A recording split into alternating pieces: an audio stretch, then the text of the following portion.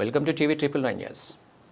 నల్లగొండ జిల్లా దేవరకొండ నియోజకవర్గం నేరేడు కొమ్ము మండలం వెలుగుతండ గ్రామ పంచాయతీలోని చెంచు కాలనీలో నివసించే ఆదివాసులకు ప్రభుత్వాలు అందించే సంక్షేమ పథకాలు తమ వద్దకు చేరుతలేవని వారు అన్నారు. ఇక ఎన్ని ప్రభుత్వాలు మారినా మా యొక్క జీవనశైలిలో మార్పు రాలేదని అన్నారు. మా యొక్క స్థితిగతులు యోగక్షేమాలు పట్టించుకునే నాదుడే లేడని ఎన్నికలు వచ్చినప్పుడే మేము గుర్తొస్తామని వారు అన్నారు. ఇక ఈ యొక్క కార్యక్రమంలో మాజీ సర్పంచ్ చిన్నమల్లయ్య, నల్లబోయి జంగమ్మ, వార్డు మెంబర్ నల్లభూము లింగయ్య, దాసరి ఎల్లయ్య, జల్ల బుజ్జమ్మ, చీరకొండల్, మర్రిపల్లి శివకుమార్, దొరకంటి రాజు ఆదివాసులు పాల్గొన్నారు. అనంతరం వారు టీవీ ట్రిపుల్9 న్యూస్తో వారి సమస్యల గురించి వివరించారు. అన్న మీ పేరేం పేరు? నా పేరు సిర్రమల్లయ్య. తిమ్మాపురం చెంచు కాలనీ మాది. మేము దాదాపు 1991లో మాకు 32 ఇండ్లు ఇచ్చిర్రు. ఆ నుంచి మేము ఇక్కడనే జీవనాధారం పొందుతున్నాం. ఇంతకుముందు వేరే గ్రామాలలో ఉన్నాం. అవి 3 గ్రామాలు తీసుకొచ్చి మాకు ఇక్కడ తిమ్మాపురం చెంచు కాలనీ అని చెప్పి ఒక కాలనీ గవర్నమెంట్ మాకు కట్టించింది. మా తాతలు ముత్తాతలు ఉన్నప్పుడు అక్కడ వేరేగా ఉన్నాం. కానీ ఇప్పుడైతే మేము మా పిల్లలు ఇక్కడికి వచ్చినాం. మా తల్లిదండ్రులు ఇక్కడికి వచ్చారు కాబట్టి మాకు 32 ఇండ్లు ఇచ్చారు. గవర్నమెంట్ 2 ఎకరాల భూమి ఇచ్చింది. బోర్లు ఇచ్చారు, బావులు ఇచ్చారు. కానీ ఇప్పుడు ఆ బావులలో నీళ్ళు లేవు. బావులు మొత్తం ఎండిపోయినాయి. ఇప్పుడు బోర్లు ఉన్నా కానీ మనిషికి ఒక బోరు, 3 పొత్తులు కలిపి ఒక బోర్ ఇచ్చారు. కానీ ఆ బోర్ ఇస్తే కూడా ముగ్గురు ఇస్తే వాళ్ళే నా చిలకలు పడ్డది వాళ్ళే కొట్టాడుకుంటూ ఒకళ్ళు మెయింటైన్ చేసుకుంటారు. ఒకళ్ళు ఉన్న వాళ్ళే మంచిగా వరి పండించుకుంటారు. ఆ విధంగా మాకు కూడా బోర్లు కూడా గవర్నమెంట్ ఇవ్వాలని చెప్పి చాలాసార్లు కొట్టాడినాం. కానీ ఆ ఈ బోర్లు మాకైతే ఇంకా ఇది వారికి ఇవ్వలే. ఇంతకుముందు ఇంద్రజల ప్రభ కింద ఒక 4 బోర్లు వచ్చినాయి. అవి కూడా కొద్దిగా నీరు, అందులో కూడా రెండే నడుస్తున్నాయి. ఆ రెండింటిలో వాళ్ళు కొద్దిగా వ్యవసాయం చేసుకుంటారు. మా కూడా మిగతా వాళ్ళకి కూడా ఇవ్వాలని చెప్పి కూడా మేము కూడా చాలా ప్రయత్నం చేసినాం. ఆ ప్రయత్నం కూడా మాకు వృధా అయిపోయింది. ఎన్నోసార్లు ఎండి ఆఫీస్కి పోయినాం, ఎంఆర్ ఆఫీస్కి పోయినాం, కలెక్టర్ ఆఫీస్కి పోయినాం, మరి డిఏ ఆఫీస్కి పోయినాం. గాడికి పోయి ఫైల్ ఇచ్చినాం కూడా. కానీ పోయి ఇచ్చినాం కూడా పోతే మళ్ళీ ఆడియో గారికి దేవరకొండ పోయి కూడా కలిసినాం కూడా ఎలాంటి రెస్పాండ్ చేయలేదు మాకు. ఎలాంటిది అనేది మీ వస్తే కానీ అంటారు. కానీ అందులోనే మాకు అక్కడ ఐటీడీఏ ఉండే, ఐటీడీఏ తరపు నుంచి ఎన్ఆర్జీ పని అని ఉన్నది. ఆ పని బాగానే ఒక 4 సంవత్సరాల పాటు చేసినాం. తర్వాత మళ్ళీ తీసి జనరల్ వేసారు. ఆ జనరల్ వేసిన నుంచి మేము అటు ఇటు కాకుండా అయిపోయినాం. అటు కాకుండా ఇటు కాకుండా అయిపోయినాం.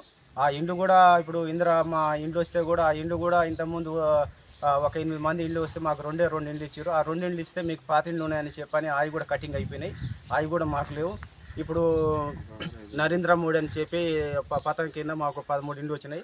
ఆ 13 ఇండ్లు కూడా ఇప్పుడు చర్చలు జరుగుతూనే ఉన్నాయి. ఎవరికి ఇవ్వాలి, ఎవరికి ఇవ్వకూడదు, ఎన్ని వచ్చినాయి ఏందని. ఇంతవరకు కూడా మాకు వీడికి వచ్చి మీకు ఫలాని వ్యక్తికి ఇల్లు వచ్చింది, ఇల్లు వచ్చిందని చెప్పిన వాళ్ళు ఎవరు లేరు మాకు.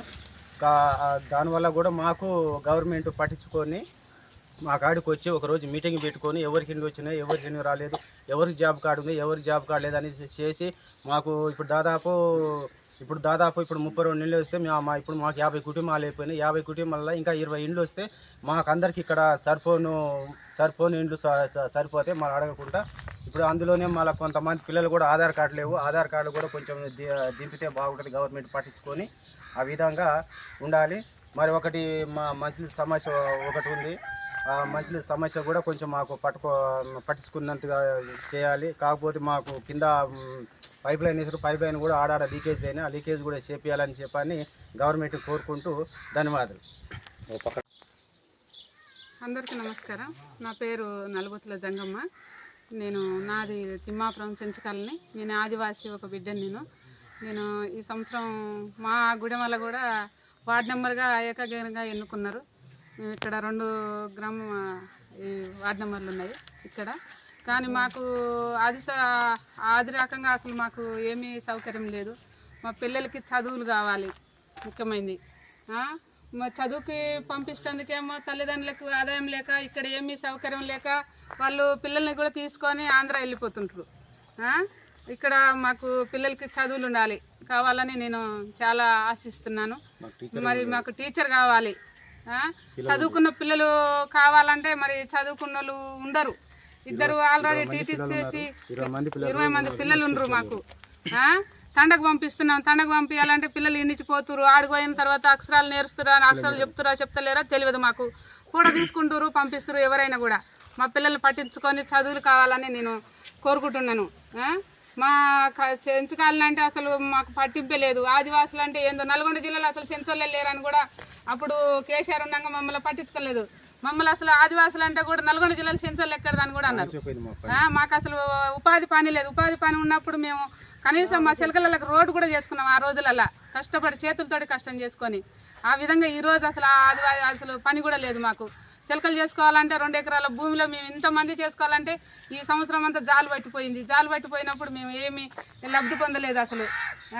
మేము అందుకోసమని మా ఆదివాసులకు పట్టించుకోవాలి. సంఘాలు కూడా ఇక్కడ 2 సంఘాలు నడుస్తున్నాయి. ఆ సంఘాలకు కూడా మేము ఇప్పుడు పెట్టినాం, ఆల్రెడీ లోన్లు పెట్టినాం కానీ ఇంకా రాలేదు. ఇంకా 2 సంఘాలు కూడా ఉన్నాయి కానీ వాళ్ళు సంఘాలు కట్టుకుంటేందుకు కూడా మిరపకోతలకి ఇట్లా పోతురు. వాళ్ళకి ఆదాయం లేదు, ఇక్కడ ఏం లేదు. ఈ సంవత్సరం అయితే ఇంకా లేదు, ఏం లేదు. అది ఆల్రెడీ పోయిరు, ఒక 30 మంది దాకా కూడా పోయారు ఇప్పుడు. అందుకోసమని నేను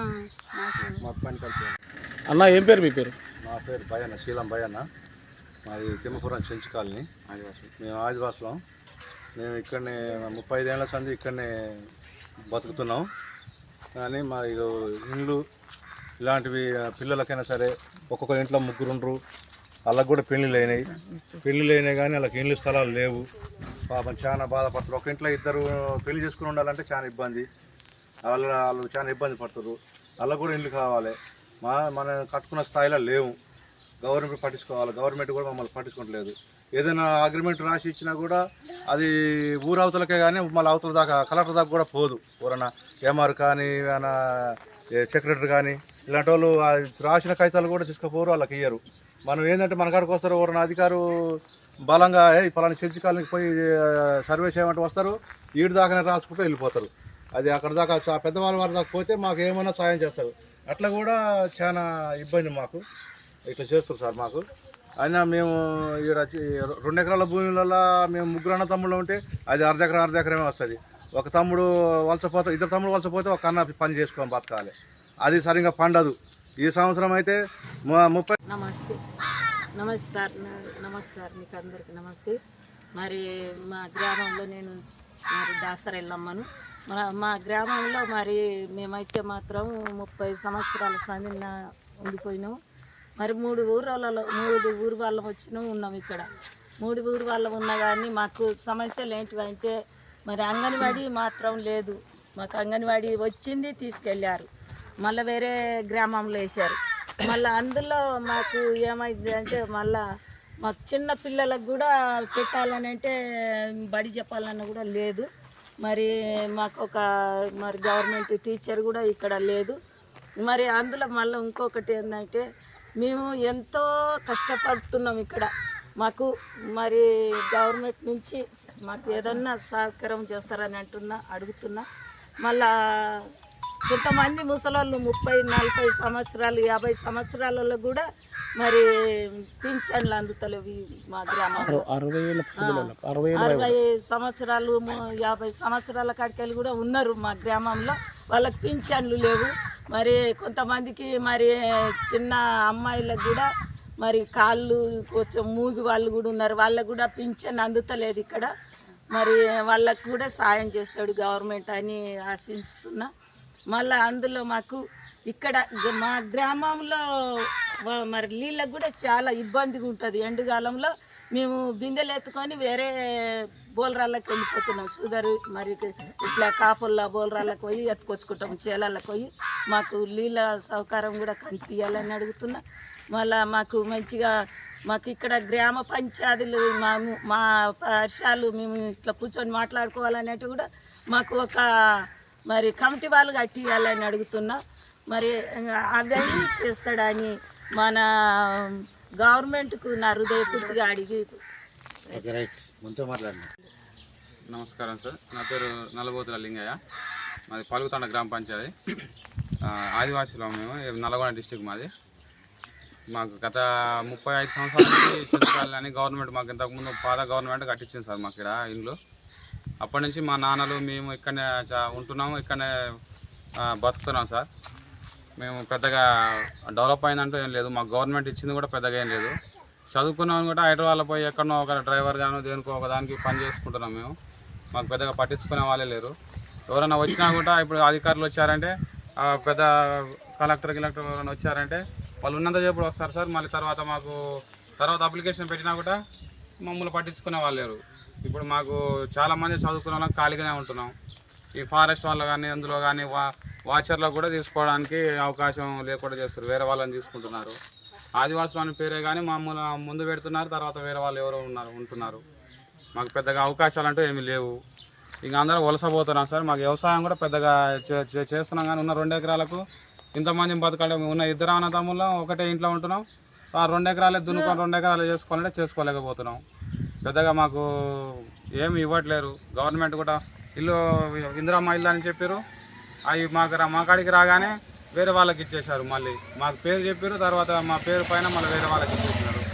మళ్ళీ అడిగితేనేమో మీకు ఆల్రెడీ ఇండ్లు ఉన్నాయి, మీకు వేరే సంస్థ ఇస్తుంది, ప్రైవేట్ సంస్థ ఇస్తుంది అంటారు కానీ గవర్నమెంట్ మాత్రం ఇవ్వట్లేరు. ఆ ప్రైవేట్ సంస్థ ఎన్ని రోజులు చూస్తుంది సార్? మాకు ప్రైవేట్ సంస్థ చూస్తే ఒక 2 సంవత్సరాలు 3 సంవత్సరాలు చూస్తుంది. మా జీవితకాలం చూడదు కదా సార్. గవర్నమెంట్కి మేము ఓటేస్తున్నాం, అన్ని చూస్తున్నాం. గవర్నమెంట్ కూడా మాకు పెద్దగా పట్టించుకుంటే వారు లేరు. ఇట్లే చాలామంది పిల్లలు మా చదువుకున్న వాళ్ళ యూత్ మొత్తం ఇక్కడ హైదరాబాద్లో పని చేసుకుంటున్నారు సార్. మరి అట్లే ఆదివాసులకు మాత్రం న్యాయం చేయాలి సార్. Thank you.